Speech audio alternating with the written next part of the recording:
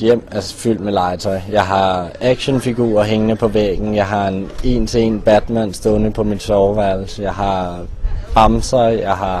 Ja, det ligner min butik.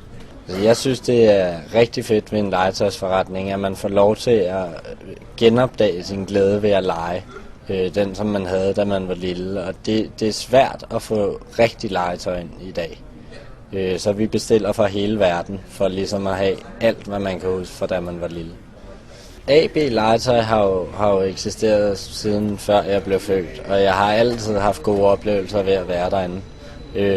Også da jeg så gik ind og spurgte, om jeg kunne få et job som meget ung, så fik jeg et ja, og så er jeg hjulpet til på lager, og sidenhen er jeg så blevet butiksbestyrer.